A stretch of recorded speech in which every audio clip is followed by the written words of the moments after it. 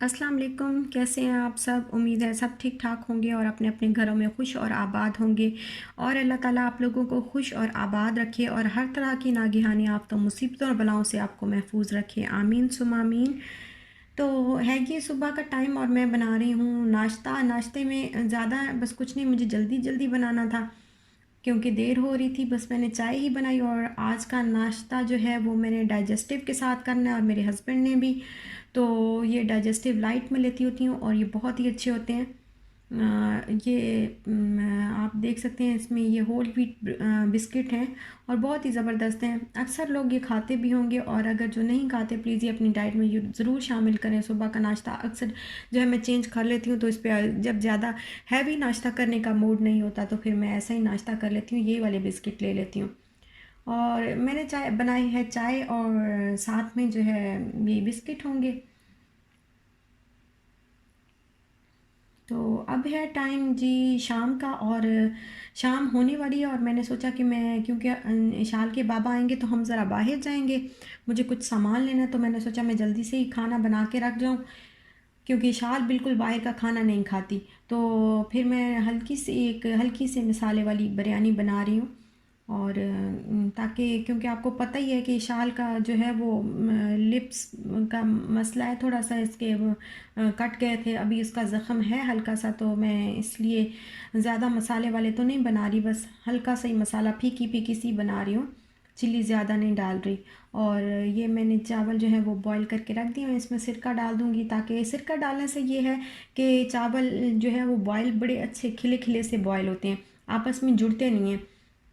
तो 1 table spoon हमेशा boil करते वक्त मैं 1 टेबल स्पून सिरका डाल देती हूँ। तो इधर मैं ये अनियन जो है वो फ्राई कर रही हूँ और साथ ही मैं अपनी एक बहुत ही प्यारी सी सब्सक्राइबर हैं, उनका नाम है बिलाल बिलाल की आईडी से मेरी हैं सब्सक्राइबर, उनका नाम है मिसेस इकबाल।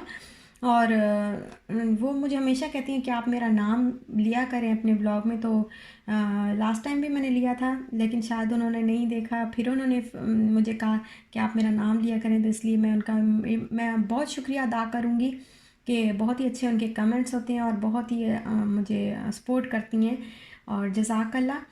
और इसके अलावा हैं एक मेरी सिस्टर हैं सिद्रा अशरफ के नाम से, और इन्होंने मुझे दुआ का बोला था कि इनके यहाँ औलाद नहीं है तो अल्लाह ताला इनको नेक लाइक्स और साले औलाद नसीब फरमाए, खुशबख्त और खुश नसीब, और अल्लाह ताला इनको बेऐब औलाद दे और जल्दी इनकी गोद भरे। और आमीन सुम आमीन। और इसके अलावा लैला ख़ान हैं, इनके लिए भी आप औलाद की दुआ करें कि अल्लाह ताला इनकी भी गोद जो है वो भर दे और इनको इस महरूमी से निजात अता फ़रमाए अल्लाह ताला, अल्लाह इनको शिफ़ा दे। इसके अलावा वहाब महबूब है, ये भी मेरी बहुत ही प्यारी सी सिस्टर हैं और इनके भी औलाद नहीं है, तो आप दुआ करें कि अल्लाह ताला इनको प्यारे प्यारे से फूल से बच्चे अल्लाह ताला दे और इनके आंगन में जो है बच्चों की हंसी, बहुत जल्दी बच्चों की हंसी गूंजे। आमीन सुम आमीन। और इसके अलावा जो है इस्लामिक ट्यूब के नाम से मेरी एक सिस्टर हैं जिन्होंने मेरे लास्ट व्लॉग में मुझसे बहुत रिक्वेस्ट की थी कि आप मेरा नाम लेके मेरे लिए दुआ करें क्योंकि मैं बहुत बीमार हूँ।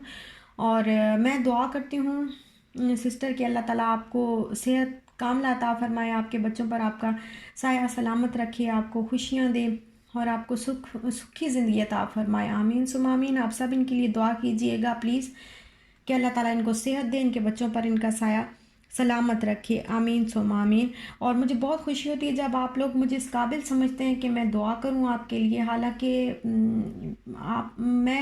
मैं खुद दुआ की जो है वो तलबगार हूँ आपसे। आप लोग भी मेरे लिए दुआ किया करें और ज़रूर मैं इंशाल्लाह ज़रूर हर नमाज के बाद और हर वक्त मेरे जहन में आप लोग घूमते घूमते ही रहते हैं कि मैंने इसके लिए दुआ करनी, और आप ज़रूर मेरे लिए भी ज़रूर दुआ किया करें। और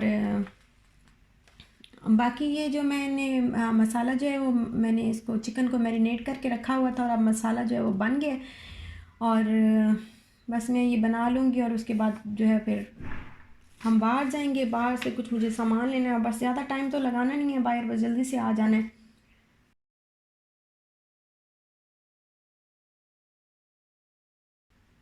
बस ये बिरयानी की मैं तह लगा रही हूँ और इसके बाद इंशाल्लाह मैं इसके ऊपर बहुत ही जल्दी से बस रेडी हो जाएगी, तो फिर मैं शाल को रेडी कर देती हूँ और ख़ुद रेडी हो जाती हूँ। ये मैं जो फूड कलर होता है उसको मैं बजाय मिक्स करने के किसी चीज़ में बस ऐसे ही ऊपर थोड़ा सा झाड़ देती हूँ, ऐसे छिड़काव कर देती हूँ थोड़ा सा, क्योंकि कौन मिक्स करे और इतना टाइम होता नहीं है। और थोड़ा सा वनीला ये केवड़ा एसेंस में ऐसे थोड़े से ड्रॉप्स डालती हूँ। और जब मसाला मैं डालने लगी थी तो मैंने ऑयल जो है वो सेपरेट कर लिया था, और ये बिल्कुल जब रेडी हो जाती है तय मैंने लगा लेती हूँ इस तरह, तो ऑयल फिर ऊपर से डाल देती हूँ। इस तरह बिरयानी जो है वो बहुत खिली खिली सी बनती है, मतलब चावल जो है वो जुड़ते नहीं हैं। अब बस इसको दम लगा दूंगी और इसके बाद ये रेडी हो जाएंगे।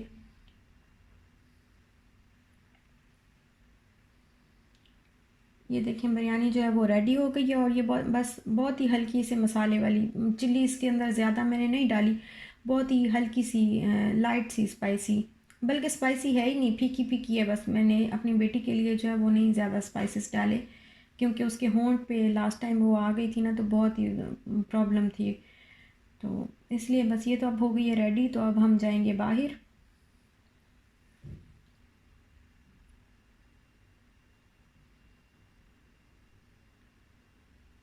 और ये हम आए हैं अरेबियन सेंटर लुलु में, मुझे थोड़ा सा काम था, कुछ लेना था, तो फिर हम यहाँ आए हैं।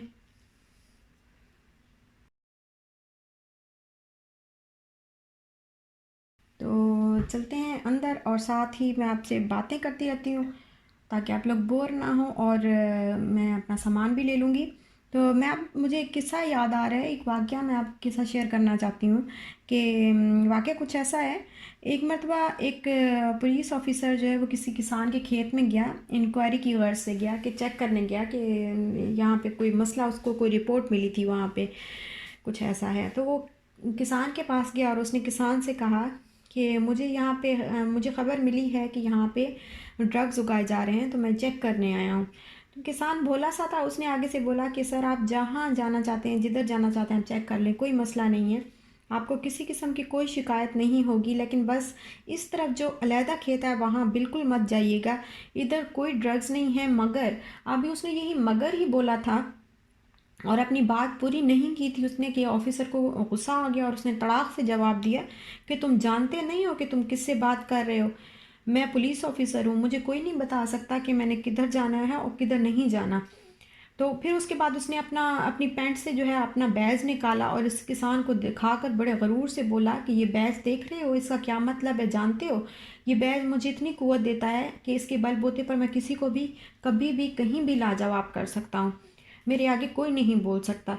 तो किसान बेचारा बोला ऐसा था, वो सहम गया और ख़ामोश हो गया, और उसने यही कहा कि सर आप जहाँ जाना चाहते हैं आप जाके प्लीज़ चेक कर लें, मुझे कोई एतराज़ नहीं है। तो थोड़ी देर के बाद ऑफिसर उसी साइड पर चला गया जहाँ पर उस किसान ने जाने से मना किया था। जब वो ऑफिसर वहाँ पहुँचा तो उसने देखा कि सामने एक पागल बैल खड़ा हुआ है, बैल ने अपनी रस्सी तोड़ी हुई है और इसकी आंखों में खून उतरा हुआ था।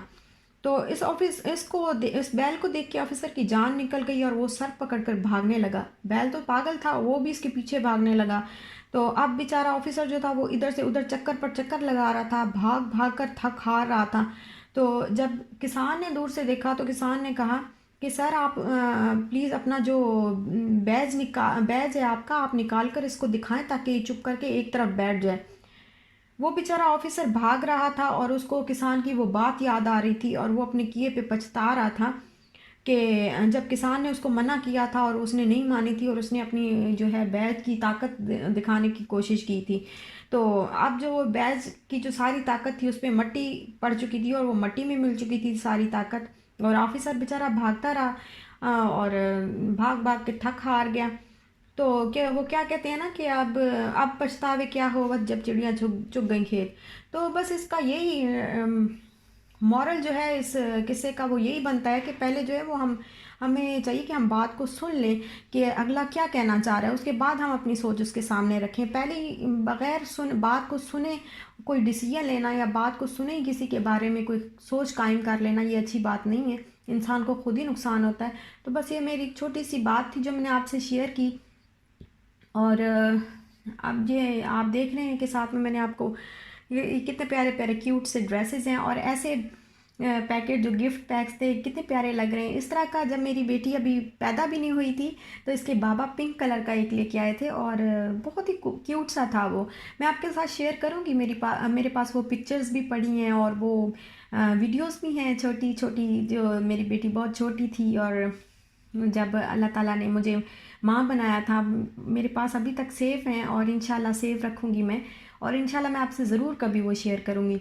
तो यहाँ तक था मेरा आज का व्लॉग, और ये छोटा सा व्लॉग अगर आपको अच्छा लगा हो तो प्लीज़ ज़रूर लाइक कीजिएगा और शेयर मेरे चैनल को सब्सक्राइब कीजिएगा। अब मैं चाहती हूँ आपसे इजाज़त। इंशाल्लाह अपना ख्याल रखिएगा, अपने अज़ीज़ व अक़ारब अपने दोस्तों का भी ख्याल रखिएगा। तो मिलते हैं नेक्स्ट व्लॉग के साथ, तब तक के लिए इजाज़त, अल्लाह हाफ़िज़।